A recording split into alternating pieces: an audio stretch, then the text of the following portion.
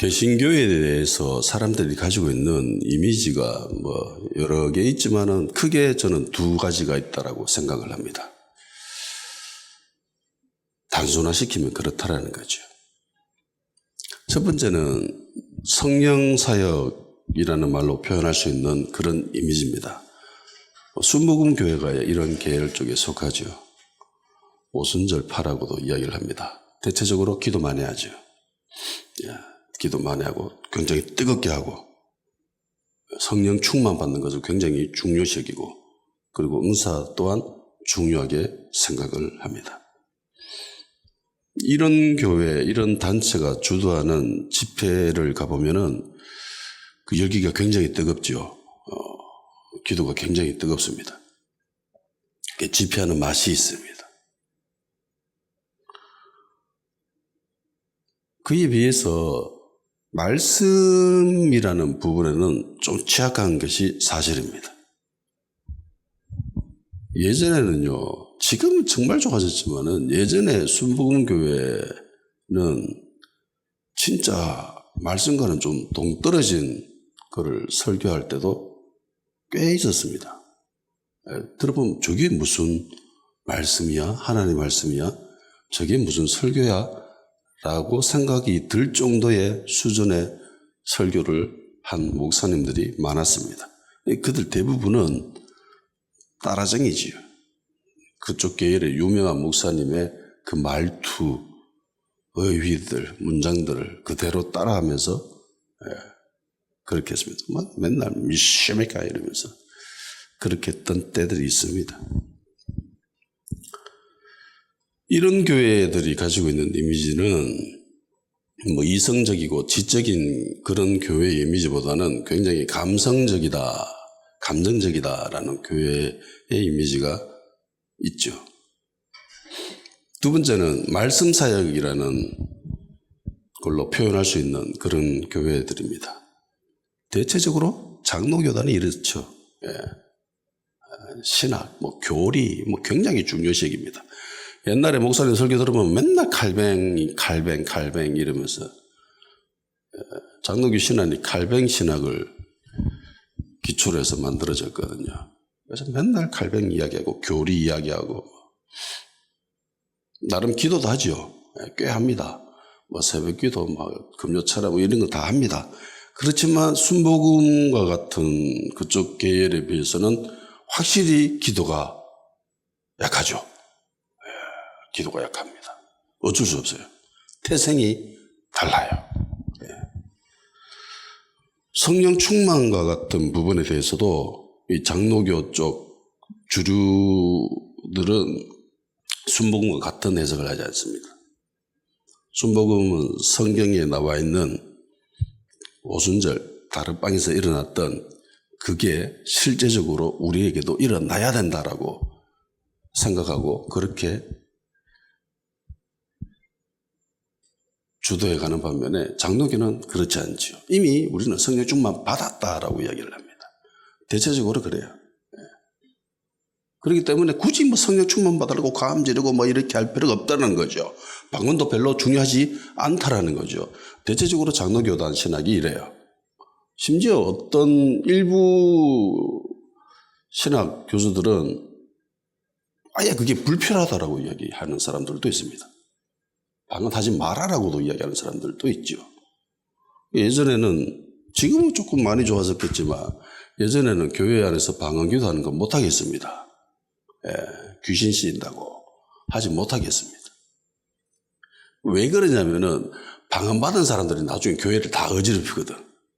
지 방언 받았다고 좀 은사 있다고 어깨 들썩거려 뻥 맞아가지고 어깨가 이마에 올라가가지고 목사님한테도 대들고 야 우리 목사님은 방언도 못한다 이러면서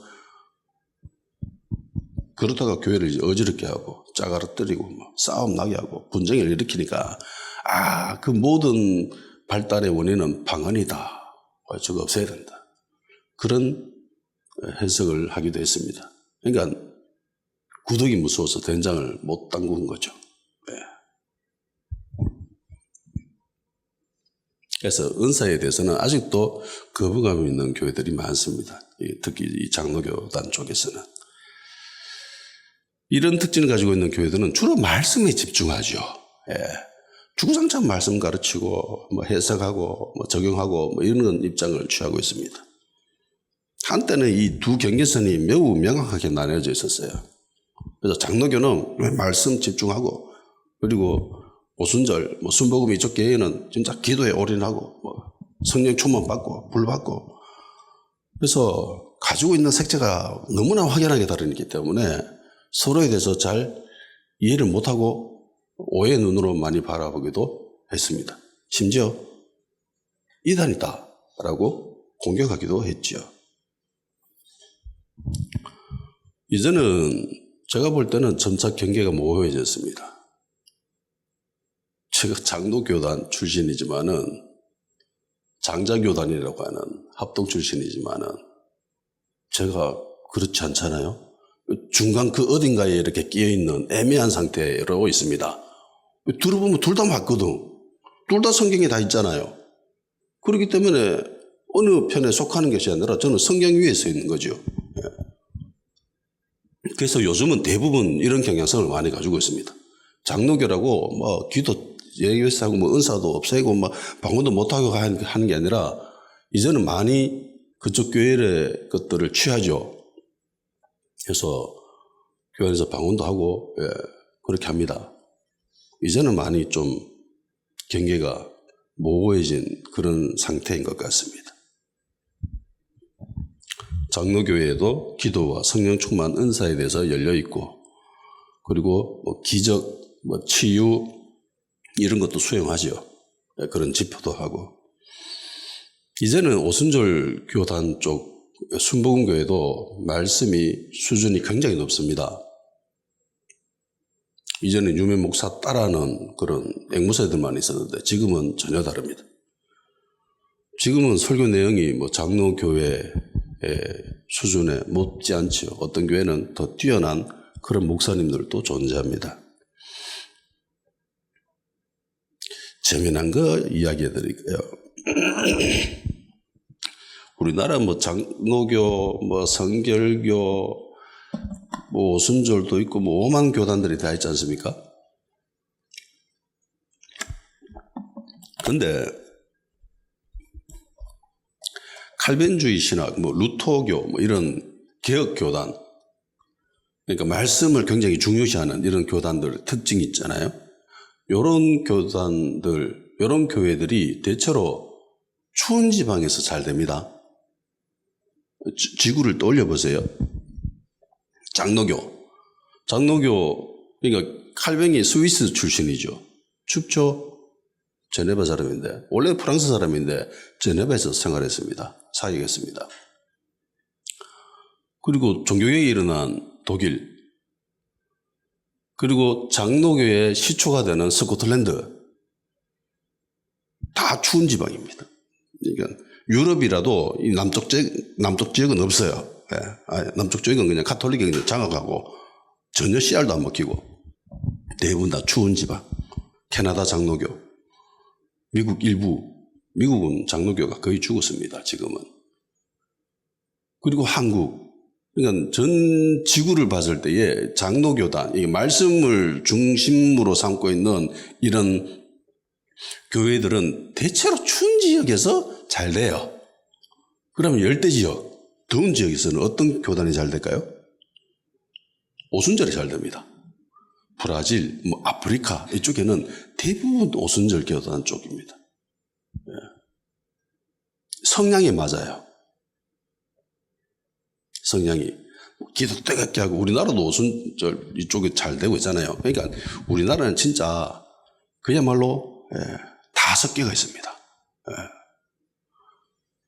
근데 열대지방에는 대부분 이런 오순절 교단, 차분히 앉아가지고 머리 굴려가면서 이 말씀의 뜻이 어떨까 이러면서 그게 안 돼요. 예. 막 기도하고 뭐 찬양하고 막 뛰댕기고. 아프리카 지역 쪽에 예배드리는 모습을 본 적이 있습니까? 저는 저게 진짜 예배가 아닐까라는 생각을 합니다. 가만히 있지를 않아요. 찬양할 때. 우리는, 제가 예전에 모교에서 찬양을 드릴 때에 꼼짝을 못했습니다. 그 자리에서. 몸도 못 움직였습니다. 마이크로 들고 그대로 있어야 돼. 거의 뭐 동상처럼. 움직이면 난리 나죠. 뭐 저러냐 이러면. 요즘도 그런 인식이 살짝 있잖아요. 그나마 많이 자유해져 가지고 요즘은 찬양 리더 하는 사람들이 막 돌아다니고 뛰어다니고 뭐 이러는데 그게 자유하다 뭐 그러면서 보기 좋다라는 사람들도 있는 반면에 거기에 뭐 저렇게 경솔하게 방정맞게 시리 품위 없게 시리 이러면서 공격하는 사람들도 있습니다. 근데 저는 하나님 앞에서 다윗처럼 뛰어놀아야 된다라는 생각을 가진 사람입니다. 그게 맞잖아요.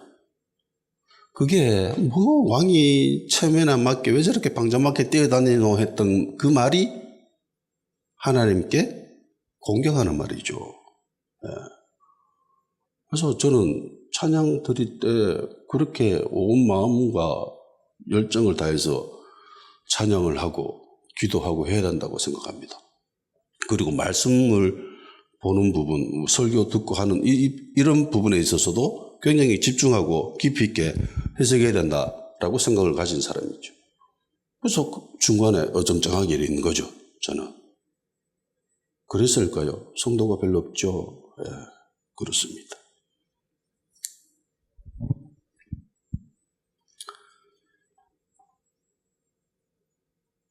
그러니까 그쪽 지역에 있는 사람들에게는요, 더운 지역에 있는 사람들은 그 성향이 그쪽이 맞아요. 그리고 추운 지역에 사는 사람들은 성향상 가지고 있는 기후 때문에 사람이 영향받는 게 굉장히 많습니다. 대부분 사람의 성격을 좌우지우지하는 거는 DNA가 아니에요. 그건 개별적으로 어느 정도 영향을 주지만은 크게는 지역적 영향, 기후 영향력이 굉장히 강합니다. 맨날 우중충하고 비 내리고 이런 데 있는 사람들, 저 북유럽 쪽에, 영국 이쪽에 있는 사람들, 그 사람들의 성격이 좋을까요? 활기차고 밝고 에너지 넘치고 그럴까요? 전혀 안 그렇죠. 우중충합니다, 사람들이 다. 그럴 수밖에 없습니다. 맨날 아침에 눈 뜨면 해가 반짝반짝 쨍쨍 내리쬐고 정말 날씨 좋고 공기 좋고 이런 데 사는 사람들이 하루 종일 우울해하고 힘들어하고 우중충하게 그래 있는 사람들이 대부분이다. 그거 불가능하죠. 그쪽 사는 사람들은 늘 밝아요. 기분이 좋아요. 그럴 수밖에 없죠. 그러니까 기후가 사람에게 영향을 미칩니다. 그리고 사람이 그런 기후로 영향을 받은 그 습성, 그 성향이 결국은 자기에게 맞는 그런 쪽으로 발달되어져 가는 거죠.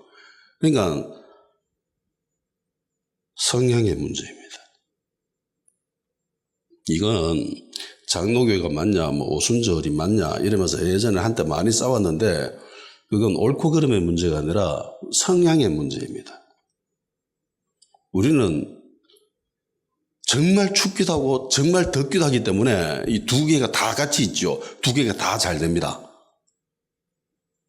이거는 그냥 김치찌개가 맞냐, 된장찌개가 틀렸나, 맞냐 이게 아니라 그냥 선호도의 차이죠. 그런 겁니다. 빌립보 교회와 데살로니가 교회, 이 두 교회를 굳이 구분을 해보자면은 빌립보 교회는 제가 보기에는 오순절 교단 쪽에 좀 더 색채가 있는 듯한 느낌을 받습니다. 빌립보 교회 이 시작 자체가 환상으로부터 시작되지요. 저 건너편에 있을 때에, 아시아 지역에 있을 때에 환상 가운데에 오라고 하죠. 마게도냐 사람들이. 이쪽으로 건너나라고 합니다. 그래서 건너가서 세운 첫 번째 교회가 빌립보 교회죠. 그리고 특이하게도 회당이 없는 곳에는 교회가 잘 세워지지 않았습니다. 오늘 본문을 봐도요, 암비볼리와 아볼로니아로 그냥 지장 같잖아요. 스쳐 갔습니다. 교회가 안 세워졌죠.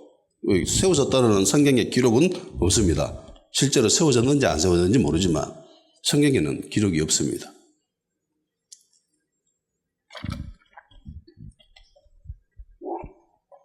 그런데 이 빌립보에는 회당이 없음에도 불구하고 교회가 세워졌습니다. 그리고 이상하게 이 교회는요, 여성들이 중심이 된 교회입니다. 이 출발도 루디아라고 하는 그 장사꾼이 좀 이렇게 규모가 있는 제법 돈 많이 버는 이 루디아라고 하는 이 여자로부터 교회가 시작이 되죠. 이것뿐만이 아닙니다. 교회가 세워진 이후에도 늘 기도하러 가다가 뭐 루디아 만나고, 기도하러 가다가 그 귀신 들린 점치는 여종 만나고, 그래서 걔를 쫓아내고, 그리고 감옥에 갇혀가 매질당하고 뭐 이러다가 또 기도하는 가운데에, 찬양하는 가운데에 하나님의 역사에서 큰 지진 일어나고 옥문 열리고 차고 다 풀려가지고 도망갔다 죽었다 이러면서 나는 자살해야지라고 하는데 우리 다 여기 있다 이래가지고 간수가 깜짝 놀라가 어머나 어떡해요 이러면서 나 어떻게 하면 구원받지요 이러면서 무릎 꿇고 엎드리고, 그래서 온 가족이 구원받는 빌립보 교회라고 하면은 말씀 사역 자체가 없습니다. 기록이 없어요. 했겠죠. 했는데 기록에 남아있지 않습니다. 다 기도에 관한 것들이죠. 기도에 관한 것들입니다. 시작도 환상으로 시작됐고, 기도하다가 일이 터지고, 기적 같은 일들, 이적과 기적이 굉장히 흔하게 일어나는 교회가 빌립보 교회입니다.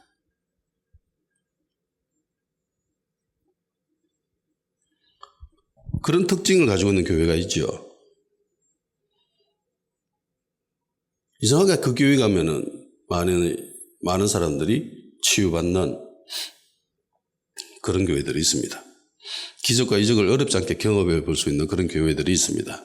귀신도 떠나가고 병든 사람이 치유받고 불치병이다라고 해서 얼마 못 산다라고 했는데 기적처럼 치유를 경험하게 되는 강력한 성령님의 역사를 체험할 수 있는 그런 교회들이 있습니다.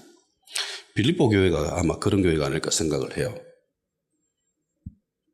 그래서 빌립보 교회의 성도들은 기적과 이적을 체험하는 것이 그리 어렵지 않았습니다. 흔하게 일어나는 일들이었죠. 그리고 그 교회의 활동으로 온 도시가 들썩거립니다. 이 교회의 활동으로 지역사회에 굉장히 큰 뉴스거리가 생깁니다. 이 교회가 무슨 활동을 하면은 막 그 지역에 있는 모든 사람들이 다 알게 되고, 사건이 일어나고 엄청난 기적과 이적이 일어나는 그런 교회들이 있습니다.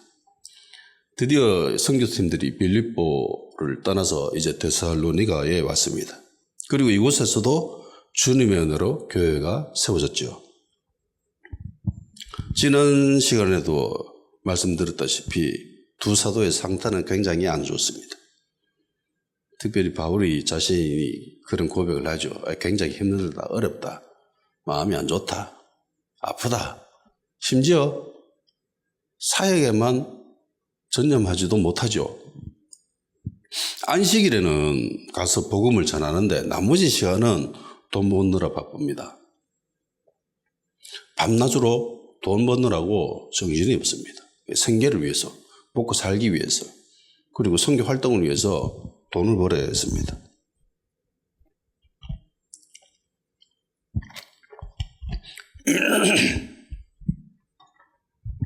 그리고 이곳 데살로니가 교회에서는 이전 빌립보 교회처럼 기적과 이적이 일어나지 않아요. 그런 사건 자체가 없습니다.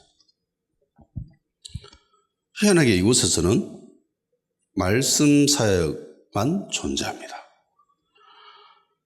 2절에서 4절 바울이 자기의 관리대로 그들에게 들어가서 새 안식일에 성경을 가지고 강론하며 뜻을 보러 그리스도가 해를 받고 죽은 자 가운데서 다시 살아날 것을 증언하고 이르되 내가 너희에게 전하는 이 예수가 곧 그리스도라니.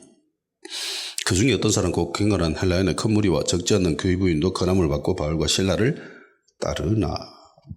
그러니까 말씀 사역에 관한 부분만 기록되어져 있습니다. 세 번의 안식일에 거쳐서 사람들에게 복음을 전했다. 성경을 가르치고 뜻을 잘 풀어서 예수님이 바로 메시아고 그리스도다. 요거 가르쳐 줬다고 했죠. 이 과정 속에서, 교회가 세워지는 과정 속에서 그 어떤 기적이나 이적이 없습니다. 초자연적인 역사가 없습니다. 심지어요, 기도했다는 기록조차 없습니다. 물론 기도했겠죠. 당연히. 빌립보 교회에서 말씀에 대한 기록은 없지만 말씀을 가르쳤다라고 우리는 생각할 수밖에 없잖아요. 이 데살로니가 교회에서도 기도했겠죠. 근데 기도했다라고 하는 기록이 없어요. 오로지 말씀에 대한 부분으로만 채워져 있습니다. 그래서 없으니까 기도 안 했다라고 생각하면 안 됩니다. 당연히 했겠지요. 근데 그 기록은 없습니다. 장로교도 기도하잖아요. 오순절 교회도 설교합니다.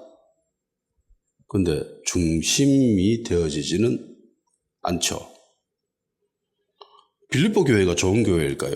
아니면 데살로니가 교회가 좋은 교회일까요? 어느 교회가 더 좋은 교회 모습일까요? 기적이 흔하게 일어나고 사람들이 치유받고 귀신이 떠나가고 이런 교회가 좋은 교회일까요? 아니면 그 모든 그런 이적과 기적, 성령님의 역사는 없이 오로지 말씀을 배우고 그 말씀을 적용하고 삶 속에서 그게 좋은 교회일까요?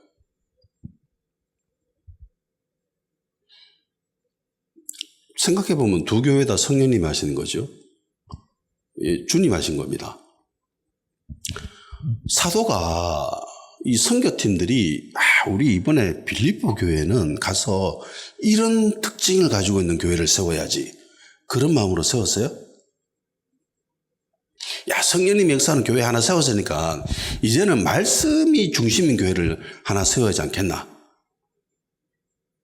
라는 의도를 가지고 데살로니가에 와서 말씀 중심적인 그런 교회를 세웠을까요?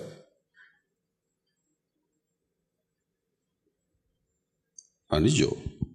추호도 그런 생각이 없었습니다. 그냥 성령님이 하시는 거에 순종했을 뿐이죠. 그러니까 성령님이 주님이 알아서 빌립보 교회 같은 그런 특징을 가지고 있는 교회를 세우셨고 그리고 데살로니가 교회 같은 이런 특징을 가진 교회를 세우신 거예요. 물론 이 교회 당사자인 입장에서는 자기 교회를 자랑하고 싶겠죠. 자기 교회를 사랑하니까 자기 교회, 우리 교회 좋은 교회다 이러면서 자랑하고 싶을 겁니다. 그건 당연합니다. 인간인 이상. 자기 가족 사랑하는 거 당연하고 내 새끼 귀여워하고 이뻐하는 거 당연하고 그렇잖아요. 그렇듯이 한 몸이기 때문에 지체이기 때문에 자기가 속한 그 교회를 자랑하고 사랑하는 건 너무나 당연합니다. 근데 이게 잘못된 방향으로 발달하고 성장하게 되면은 그때부터 문제가 된다는 거죠. 내가 속한 이 교회가 우월함을 증명하기 위해서 옆에 있는 교회들을 다 눌러버리는 거죠. 우리 교회 이만큼 좋아. 근데 너는 다 제대로 된 교회가 아니야. 이러면서 다 짓밟아버리는. 대한민국에 보면은요, 대부분 이단으로 정죄받는 교회들의 특징이 이렇습니다. 교리가 정말 잘못되어서라기보다는 제가 볼 때는 그래요. 자기 교회의 우월성을 증명하기 위해서 옆에 있는 다른 교회들은 다 잘못된 교회다. 틀린 교회다. 라고 정죄하면서 자기들만 옳다고 하는 그런 노선을 취하는 바람에 다 이단으로 정죄받는 그런 부분들이 실제로 많습니다. 이건 바람직하지 않죠.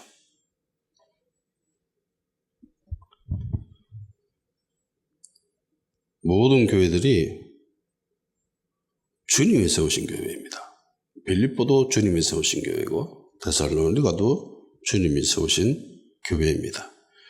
빌립보 교회는 데살로니가 교회에서 비판할 거리들이 있겠지요. 왜 너희 교회는 이적과 기적이 없니? 왜 성령님의 역사하심이 없니? 라고 비판할 수 있습니다. 아니 어떻게 교회가 기도를 안 하냐? 기도를 안 하니까 기적이 일어나지 않고 성령님이 역사하지 않지 라고 공격할 수 있겠죠. 데살로니가 교회도 마찬가지입니다. 아니 교회라면서 말씀이신 예수님인데, 말씀 그 자체가 예수님이신데, 너는 말씀을 제대로 공부를 안 해. 말씀을 잘 배우고, 그리고 그 배운 것을 또 다른 이들에게 가르치고, 그 제자 삼는 그 일들을 해야지. 왜 너는 그걸 등려해주고 맨날 기도만 하고 불 받는다 해서 그러냐라고 비판할 수도 있습니다. 그런데 다 주님의 교회입니다. 주님이 세우신 교회이고. 이 땅에 존재하는 이단이 아닌 대부분의 건전한 교회, 교단들은 다 주님의 교회죠. 주님의 몸된 교회입니다. 그래서 비판하기보다는 서로 위해주고 아껴야 할 필요가 있죠. 자, 성경에 나오는 빌립보 교회의 특징에 대해서 한번 봅시다. 일단 환상으로부터 시작되었죠.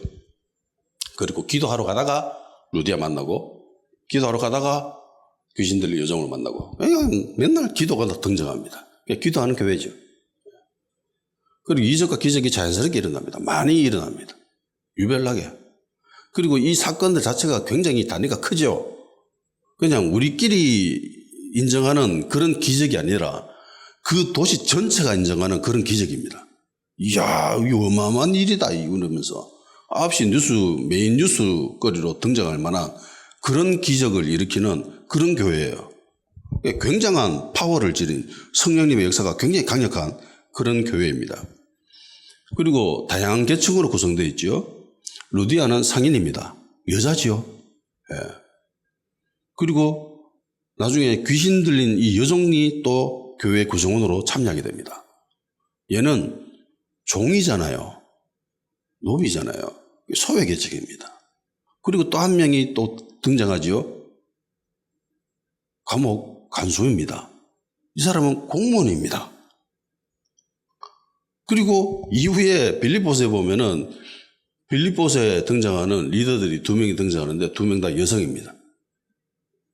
너희 제발 좀 싸우지 마라 이러면서 바울이 중재하거든요. 그러니까 여성이 중심이 된 그런 교회죠. 물질적인 후원도 굉장히 잘하는, 바울이 힘들고 어려울 때마다 이 빌립보 교회에 그런 물질적인 도움을 받습니다. 헌금을 해주죠. 그래서 바울과 굉장한 이런 끈끈한 관계를 형성하고 있는 그런 교회입니다. 빌립보서 1장 3절 5절 내가 너희를 생각할 때마다 나의 하나님께 감사하며 간구할 때마다 너희 무리를 위하여 기쁨으로 항상 간구하면 너희가 천하부터 이제까지 복음을 위한 일에 참여하고 있기 때문이라. 4장 15절 16절 빌립보 사람들아 너희도 알거니와 복음의 시초에 내가 마게도냐를 떠날 때에 주고받는 내 일에 참여한 교회가 너희밖에 아무도 없었느니라. 데살로니가에 있을 때에도 너희가 한 번뿐 아니라 2번이나 나의 쓸 것을 보내었도다 라고 기록하고 있습니다. 정말 고맙다라고 하면서 고마운 일에 대해서 기록하죠. 바울 사역 초기부터 복음 전파하는 일에서 처음부터 끝까지 동참해줘서 정말 고맙다라고 이야기합니다. 그리고 빌립보 교회가 바울에게 물질적인 도움을 여러 번 해줬습니다. 그래서 그 부분에 대해서 굉장히 큰 감사의 마음을 표하죠. 너가밖에 없었다. 내 도와준 사람이. 돈 보내준 교회가 너가밖에 없었다. 이러면서. 어렵고 힘들 때마다, 필요할 때마다 알아서 보내주니까 얼마나 감사하겠어요. 그런 경험한 적이 있습니까? 물질적으로 굉장히 궁핍하고 어렵고 힘들 때 아무리 생각해도 이 어려움을 해결할 그런 출구가 안 보이는, 그러니까 황무지와도 같은 그런 시기, 정말 이러다가 굶어 죽겠다라고 생각이 들 정도의 그런 암울한 그런 절체절명의 어려움에 빠졌을 때, 그때 갑자기 어떤 존재가 등장해서 내가 전혀 생각하지 못한 어떤 사람이 나타나서 물질적인 도움을 주는 그런 경험 해본 적 있습니까? 저는 여러 번 있습니다. 그때마다 느끼는 것은 감사죠. 정말 감사하다. 요즘 모교에 청년부에 있을 때 그때 그냥 지하에서 그냥 살았거든요. 지하에 그 상가방이라고 하는 그 방에서 살았는데 돈 땡번도 없었는데 하루는 기도하러 갔는지 예배하러 갔는지 올라갔다가 어떤 권사님이 떡 만나면서 선생님 자요 이러면서 봉투를 나눠주는 거예요. 뭡니까? 보세요. 보니까 5만 원이 들었더라고요. 그러니까 기도하는 권사님이었는데 그냥 주신 거예요. 아직도 잊혀지지가 않습니다. 이 외에도 저는 정말 많은 이런 경험들을 했습니다. 물질적인. 그때마다 정말 감사하다. 이 감사가 두 방향으로 갑니다. 하나는 하나님께 가고 또 하나는 그 물질을 베푼 그 사람에게로 향합니다. 어떤 사람들은 그렇게 얘기하는 사람들이 있죠. 아니 하나님께만 감사해야지 사람에게 감사를 표하면 안 돼라고 하는 사람들이 있습니다. 그런 단체들이 있어요. 대표적으로 예수원입니다. 예수원에 아무리 많은 후원을 해도요. 감사하다 말은 잘하셨습니다. 이런 칭찬은 안 합니다. 그 사람들이. 네, 당연하게 생각합니다. 네. 그래서 한 목사님은 도움을 베풀어주고 감사하다라는 말도 못 들으니까 기분이 정말 거시기하다면서 막 이렇게 두들두들대던데 한편으로는 이해를 합니다. 그들이 왜 그런 입장을 취하고 있는지.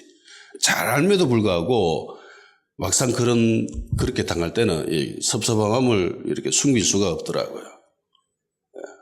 가서 밥 먹어보면 대부분 풀떼기거든요. 근데 그게 좀 거시기했던지 고기를 어마어마하게 소고기를 구입해서 드렸대요. 근데 별 말이 없었대. 그래서 좀 섭섭하더라 이러면서 그러시더라고요.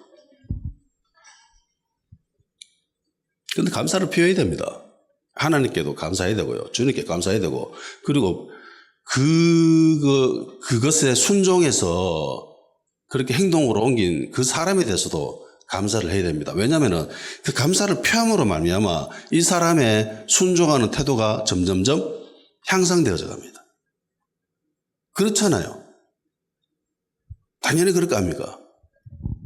내가 하나님 말씀에 성령님에게 순종해서 돈을 드린다라는 것은 돈을 준다라고 하는 것은 현대인에게 있어서 생명을 나눠주는 겁니다.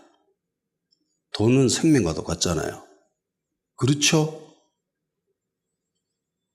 돈 때문에 사람도 죽이는 세상이잖아. 돈은 생명이거든요. 돈을 떼준다라는 것은 그거는 생명을 떼준다라는 행위와 같아요. 그렇게 했는데 거기에 대해서 어떤 그 감사도 없이 당연하게 여기고 마땅하다라는 그런 입장을 취하고 있으면은 섭섭하겠죠. 내가 이렇게 내 생명을 떼내서 하나님께 순종했는데도 그 어떤 이익도 감사의 말도 없다. 이러면 다음에 그거 할 마음이 나겠어요? 물론 제대로 된 사람이라면 해야 되겠지만은 인간인지라 부모도 자식에게 어마어마한 큰 선물을 해줬는데 자식이라는 놈이 선물 받고 난 뒤에 입 싹 닦아버려. 당연히 아빠니까 당연히 해줘야지. 내 생일인데 당연히 해줘야지 이러면서 감사하다는 말 한마디 안 하면 그 굉장히 기분 나쁘죠. 다음부터는 안 해주죠. 기분 나쁜데. 지 새끼라도. 잘못된 아빠인가요? 인간인지라고 어쩔 수 없어. 섭섭하니까. 우리 애가 그렇다는 말은 아닙니다. 우리 애들은 감사를 잘 표현합니다. 네. 사람이 그렇다라는 거예요. 그런데 이런 좋은 점이 있는 반면에 이 빌립보 교회가 가지고 있는 문제점도 있습니다. 앞서 두 여성 지도자가 있다고 했죠. 요드게와 순두게라는 두 여성 지도자들이 있습니다. 내부 갈등이 있어요. 빌립보서 1장 14절 17절 형제 중 다수가 나의 매입 이 부분은 아니다. 이 여성 두 지도자들 가운데 갈등이 있어서 바울이 편지로 갈등을 중재하는 역할이 나옵니다. 그리고 이 빌립보 교회가 가지고 있는 특징이 시기와 질투가 많아요. 그렇겠죠. 여성들이 많으니까. 여자들 많은 데는 늘 시기와 질투가 많아요. 제가 보니까 그래요. 대체적으로 그렇습니다. 무조건 그렇다는 것보다. 그래서 빌립보서 1장 14절 17절에는 이렇게 되어 있습니다. 형제 중 다섯가 나의 매임으로 말미암아 주 안에서 신실함으로 겁없이 하나님의 말씀을 더욱 담대히 전하게 되었으니 어떤 이들은 투기와 분쟁으로 어떤 이들은 착한 뜻으로 그리스도를 전하네 이들은 내가 복음을 변장하기 위해 세우심을 받은 줄 알고 살아곤 하나 그들은 나의 매임에 괴로움을 더하게 할 줄로 생각하여 순수하지 못하게 다툼으로 그리스도를 전파하느니라. 그러면서 이렇게 복음을 전해도 저렇게 복음을 전해도 어차피 그리스도 전하는 거니까 나는 상관없어 라고 이야기합니다. 그러니까 바울이 감옥에 갇혔어요. 그 감옥에 갇혔는데 어떤 사람들은 이 예수님을 전해야 된다라는 이 사명감에 복음에 그 순수하게 반응해서 예수님을 전하는데 어떤 사람은 야 바울이 감옥에 갇혀서 그러니까 쟤는 복음 못 전하겠네 내가 더 열심히 더 많이 전할 수 있겠어 이렇게 생각하려고 시기심으로 예수님을 전했다는 겁니다. 바울은 그걸 잘못됐다고 이야기하지 않아요. 뭐 이래 전하나 저래 전하나 어차피 예수님이 전하는 거 아니가 라고 이야기합니다. 근데 빌립보 교회가 이랬다는 거죠. 시기심이 굉장히 많은 질투심이 굉장히 많은 그런 교회였다는 겁니다. 그러니까 이 빌립보 교회는 굉장한 복음의 강력한 힘을 가지고 있죠. 바울이 처음부터 끝까지 복음 전하는데 동참했고 그리고 바울이 선교 활동하는데 물질적인 후원, 헌금 이런 것도 아낌없이 해주고 다른 교회 아무도 안 도와줬는데 이 교회는 도와줬더라는 거죠. 근데 시기와 질투가 많았다. 내부에서도 싸우고 외부에서도 활동하는데 싸우고 그랬다라는 겁니다. 자, 데살로니가 교회 특징을 한번 봅시다. 데살로니가 전후서에 보면은 이 교회 특징이 나오죠. 데살로니가전서 1장 6절 7절에 보면은 이 교회는 모든 교회의 본이 된다라고 합니다. 또 너희는 많은 환난 가운데서 성령의 기쁨으로 말씀을 받아 우리와 주를 본받는 자가 되었으니 그러므로 너희가 마게도냐와 아가야에 있는 모든 믿는 자의 본이 되었느니라. 굉장히 훌륭한 교회죠. 어디 가서 야 교회라면 저 정도는 돼야지 라고 자랑할 수 있는 그런 교회. 우리 본 뜬다라고 하잖아요. 틀 한 개 만들어 놓으면 금형이 그런 건데 금형 틀을 한 개 만들어 놓고 그 위에 쇠를 집어넣든 플라스틱을 집어넣든 그냥 찍어 내리면 다 똑같이 나오죠. 예. 그게 본 뜬다라고 합니다. 이게 본이 되는 교회예요. 내가 교회라고 생각하는 그런 멋진 교회, 이상적인 교회 그걸 하나 틀을 딱 짰어. 그래 계속 찍어내. 그게 데살로니가 교회라는 겁니다. 내가 표본을 삼고 싶은 그런 교회. 모든 믿는 자의 본이 되는 그런 교회가 데살로니가 교회였습니다. 이것뿐만이 아닙니다. 고난 속에서도 기쁨을 유지하는 그런 교회였습니다. 이 굉장한 교회죠. 굉장한 믿음을 가지고 있는 사람들입니다. 신앙을 실천하는 사람들이었어요. 말씀을 실천하는 사람들이었습니다. 그렇겠죠. 말씀을 중점적으로 가르쳤기 때문에 예수님도 말씀하셨잖아요. 말씀을 가르치고 실천하고 적용시키게 그렇게 해라. 제자 삼아라. 그렇게 했습니다. 거기에 엄청나게 몰두한 교회가 이 데살로니가 교회예요. 이 사도들도 막 이어가지고 계속 말씀을 가르치잖아요. 1장 데살로니가전서 1장 9절 10절 그들이 우리에 대하여 스스로 말하기를 우리가 어떻게 너희 가운데 들어갔는지와 너희가 어떻게 우상을 버리고 하나님께 돌아와서 살아계시고 참되신 하나님을 섬기는 자와 또 죽은 자들 가운데서 다시 살리신 그의 아들이 하늘로부터 강림하실 것을 너희가 어떻게 기다리는지를 말하니 이는 장래의 노하심을 우리를 건지시는 예수이시니라. 그러니까 환난 가운데도 곧 견뎠고 그리고 우상을 버리고 예수님께 돌아온 이런 사람들입니다. 쉽지 않은 일을 한 거죠. 그 당시 문화권에서는. 게다가 이 데살로니가에 아주 주된 특징이 있습니다. 그게 재림신앙입니다. 재림신앙을 굉장히 강력하게 가지고 있는 교회가 이 교회였습니다. 예수님 곧 오신다. 마라나타 주 예수여 곧 오시옵소서로. 근데 이 강력한 재림신앙이 시간이 흐르면서 잘못된 방향으로 흘러갑니다. 이제 세상 끝났다. 종말론에 가면 그런 생각을 가진 사람들이 있겠죠. 이제 끝났다. 예수님 곧 오신단다. 곧 오신대. 언제인지 모르지만 곧 오신대. 그러면 굳이 일할 필요가 있겠을까요? 힘들게 돈 벌 필요가 있겠어요? 네, 그런 사람들이 등장합니다. 게으른 사람들. 그리고 생계를 포기해버리는 사람들이 등장합니다. 생업도 포기하고 재림만 기다린 거죠. 주님 곧 오신다는데 뭐 이러면서. 자연스럽게 방종하고 게으른 삶으로 나가죠. 그리고 이 교회는 교회 지도자에 대한 존중도 별로 없습니다. 이 교회 출신인 사람이 있죠. 지난 시간에도 설명했는데 아리스토텔라고 하는 사람이 있습니다. 이 사람은 바울이 3차 선교 여행할 때 동참한 사람입니다. 2차 때는 디모데가 동참했잖아요. 3차 때는 아리스토텔라가 동참합니다. 그러니까 바울이 픽업했다. 어떤 사람을. 이건 대단한 거죠. 이건 대단한 겁니다.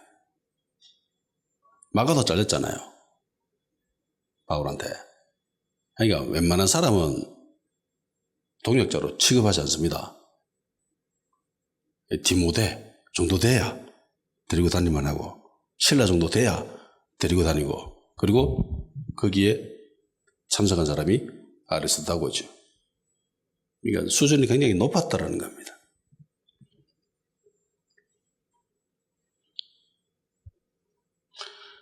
이 사람이 3차 선교여행에 동참하고 그리고 바울이 로마 감옥에 갇혔을 때도 함께했던 인물입니다. 반면에 같은 출신인 데마는 바울이 이야기하죠. 데마는 나를 버리고 세상을 사랑해서 떠났다. 데살로니가로 라고 기록하고 있습니다.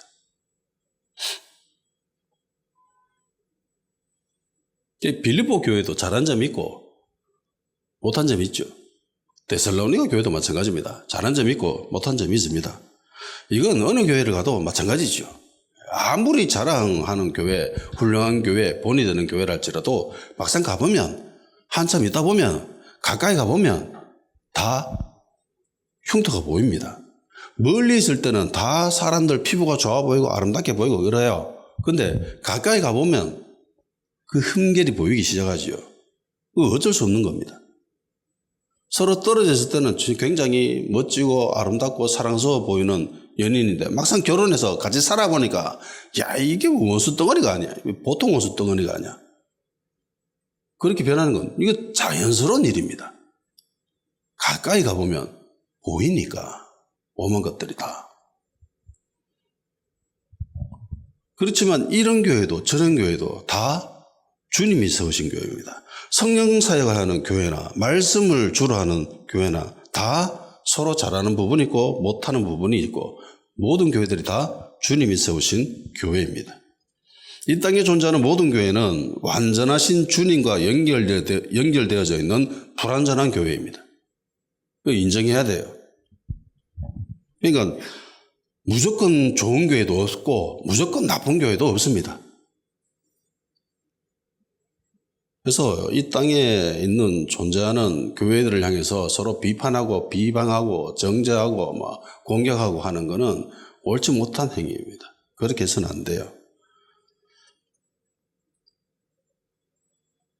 결국은 다 주님의 몸이기 때문에 큰 관점에서 보면은 자기 얼굴에 침 뱉는 겁니다. 지 몸이잖아요.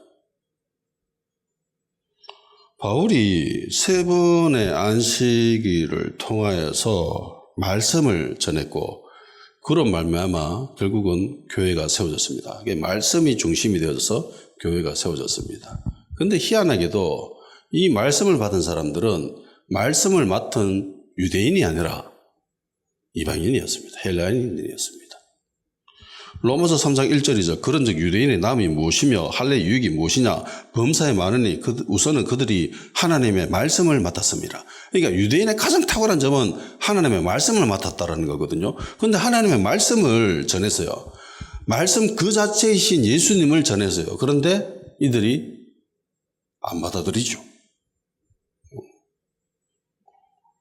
본문 4절 그 중에 어떤 사람, 곧 경건한 헬라인의 큰 무리와 적지 않은 귀부인도 권함을 받고 바울과 실라를 따랐다라고 합니다.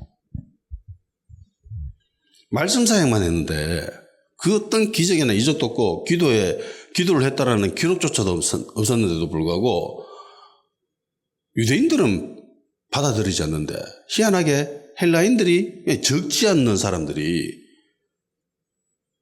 이 사도를 따르기 시작했습니다. 그리고 이 중에는 귀부인도 있었습니다. 귀부인. 당시 사회 계층에서 가장 높은 위치에 있었던 귀부인들입니다. 그야말로 귀부인들이에요. 그러니까 출신이 굉장히 고귀하고 귀족이죠, 귀족. 돈도 많고. 모든 사람들이 잘 보이고 싶은 존재. 귀부인입니다. 결국 이들이 사도를 따르게 된 순간 유대인들은 돌아버리죠. 돌아버립니다. 회당 안에 이 사람들이 있었다는 거죠. 이 사람들이 유대교에 이미 귀의해서 유대교를 믿는 사람들이었습니다. 그래서 회당에서 보통 때처럼 예배를 드리고 있는데 사도들이 와서 복음을 전했고 그 복음 전하는 것에 반응을 해서 하나님의 사람, 교회가 세워지고 사도를 따르기 시작하니까 그 모습을 보고 유대인들이 열받은 거죠. 시기와 질투가 일어나서 주변에 있는 불량배들을 데리고 와가지고 공격하기 시작합니다. 원인은 시기, 5절. 그러나 유대인들은 시기하여 불량한 사람들을 데리고 와가지고 송을 소란스럽게 해서 야손의 집에 쳐들어갔다. 그러니까 주로 이 사도들이, 선교팀들이 야손의 집에 귀가했는가 봐요. 그래서 전반 집에 쳐들어가면 있겠다 싶어서 쳐들어갔는데 마침 없어가지고 에이 할 수 없다 이러면서 야손 데리고 와가지고 이 때문에 야 시끄럽게 한다 이러면서 그런 일들이 일어나는 거죠. 누구보다 말씀에 대한 이해력이 탁월한 게 유대인들입니다. 그러니까 사도가 전하는 이 말의 본질이 무엇인지 잘 알고 있죠. 메시아에 관한 겁니다. 그리스도에 관한 겁니다. 그런데 시기심에 눈이 멀고 난 뒤에는 어떻게 이걸 받아들이고 공격하냐면은 가이사 대 예수님으로 변질시켜버려요. 우리는 로마 시민인데 로마 제국 안에 사는 사람들인데 우리는 가이사명을 따르고 있는 사람들인데 이 예수라는 임금이 나타나가지고 이 사람 말을 듣고 이 사람을 따라야 되는데 이제는 가이사 말을 들으면 안 된대 라고 하면서 고발하는 거죠.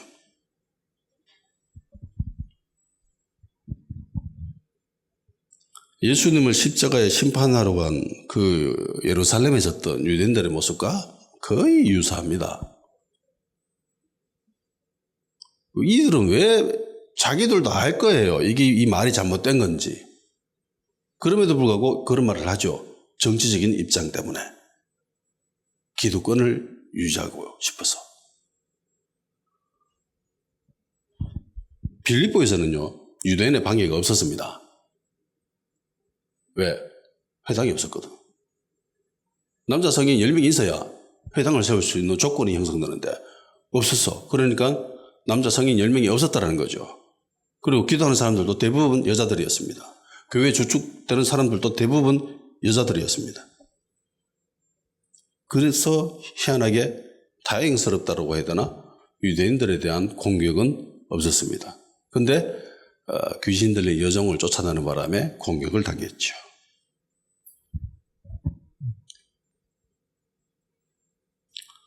소수이기 때문에 유대인들이 그래서 기득권 자체가 형성될 수가 없었더라는 겁니다. 근데 데살로니가에서는 다릅니다. 여기에는 회당이 있었고 그리고 이 회당에는 적지 않은 헬라인들이 이미 유대교에 귀의한 상태고 그리고 그중에 귀부인들, 귀족 부인들이 사회적으로 굉장히 지위가 높고 자산이 풍부한 그 귀족 여인들이 귀부인들이 지금 유대교에 귀의한 상태예요. 이들이 회당에서 예배를 드리고 있어요. 그런데 이들이 사도를 따라 기득권이 상실될 위기에 처합니다. 그래서 도저히 더 이상 참을 수 없어가지고 시기심에 눈이 멀어서 공격하죠. 말도 안 되는 소리로 공격하기 시작합니다. 표면적인 말은 핑계일 뿐이죠. 속마음은 시기와 질투입니다. 시기와 질투가 왜 일어나냐? 기득권을 빼앗길까봐, 자기의 유익이 빼앗길까봐, 그래서 그 두려움에 공격하기 시작했습니다. 냉정하게 바라보면 현재도 똑같죠.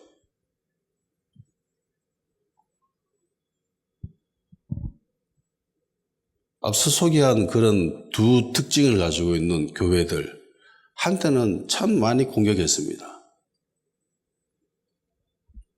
솔직히 보면은 다 시기심 때문이죠. 기도해서 잘 된다더라. 그런데 그렇게 하고 싶은 마음은 없고, 자기가 배운 교리상 그렇게 할 수 있는 용기는 없고, 그래서 공격하는 거죠. 잘못했다. 저거 이단들이다. 귀신이 역사하는 거다. 이러면서.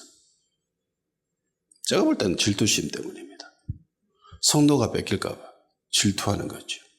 그래서 많은 목사님들이 기도원 가는 것도 못 가게 하죠. 기도원 가지 마라. 가면 안 된다. 이러면서. 뺏길까 봐. 성도가 목사께 아니잖아요. 주님의 어린 양 아닙니까? 기도원 가든 다른 교회 가든 어차피 다 주님의 사람인데 왜 그러죠? 시기심, 질투심. 거룩한 척하지만 그 속에는 시기심이 있습니다. 질투심이 있습니다. 거기에 속아 넘어가서는 안 돼요. 양복 빼입고 가운 걸치고 그래 있다고 그 사람이 거룩한 건 아니에요. 양복도 안 입고 이렇게 했다고 거룩하지 않은 것도 아닙니다. 그렇다고 거룩한 것만은 아니에요. 제가 가족들은 알 거예요. 대부분은 시기심 때문에 일어나는 일입니다. 질투심 때문에 일어납니다. 기득권이 사라질 것에 대한 두려움, 성도가 뺏길 것에 대한 두려움, 그것 때문에 주님의 몸된 교회를 공격하는 일들이 참 많았었습니다. 빌립보 교회도 주님의 교회고 주님이 세운 교회고 데살로니가 교회도 주님의 교회고 주님이 세우신 교회입니다. 의도를 가지고 목적을 가지고 사도들이 선교팀들이 그렇게 쓴 게 아니에요. 그러니까 자연스럽게 된 거예요. 그렇게. 이 땅에 존재하는 대부분의 교회들도 저는 그렇게 받아들입니다. 그렇게 된 거야. 그러니까 다 주님의 몸된 교회인 거야. 이단은 제외입니다. 특징이 다르고 색깔이 다르고 모양이 다르고 그렇다 하더라도 다 교회입니다. 주님의 몸된 교회입니다. 그렇기 때문에 축복해야죠. 사랑해야죠. 지나가다가 십자가 보이면 속으로든 마지막은 소리든 축복하십시오. 사랑합니다라고 축복해 주십시오. 가다가 하나님의 사람 발견한다. 만나게 된다. 그러면 축복하십시오. 사랑한다고 얘기는 못할지라도 얘기하면 이상한 사람으로 취급받기 때문에 얘기는 하지 마십시오. 속으로 축복합니다 라고 기도하고 위하는 마음, 아끼는 마음 가지시길 축원합니다. 다 같이 기도하는 시간 가지도록 합시다. 이 땅에 있는 모든 교회를 축복하는 마음, 주님의 마음, 사랑하는 마음을 가지고 이 땅에 있는 교회들을 바라보게 해 주시옵소서. 주신 말씀 생각하시면서 기억나는 대로 영으로 기도하는 시간 가지도록 합시다.